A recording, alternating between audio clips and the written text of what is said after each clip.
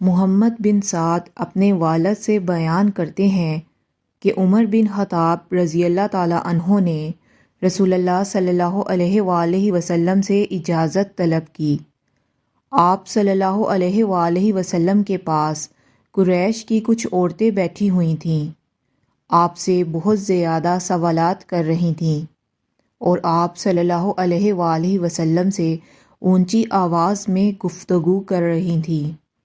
جب حضرت عمر رضی اللہ تعالیٰ عنہ نے اجازت مانگی تو وہ جلدی سے اوٹ میں ہو گئیں۔ نبی صلی اللہ علیہ وآلہ وسلم نے انہیں اجازت دے دی۔ حضرت عمر رضی اللہ تعالیٰ عنہ داخل ہوئے تو نبی صلی اللہ علیہ وآلہ وسلم مسکرا رہے تھے۔ حضرت عمر رضی اللہ تعالیٰ عنہ نے کہا، اے اللہ کے رسول، میرے ماں باپ آپ پر قربان ہوں، اللہ تعالیٰ آپ کو مسکراتا رکھے۔ آپ صلی اللہ علیہ وآلہ وسلم نے فرمایا، مجھے ان عورتوں پر تعجب ہے جو میرے پاس بیٹھی تھیں، جب انہوں نے تمہاری آواز سنی تو جلدی سے اوٹ میں ہو گئیں۔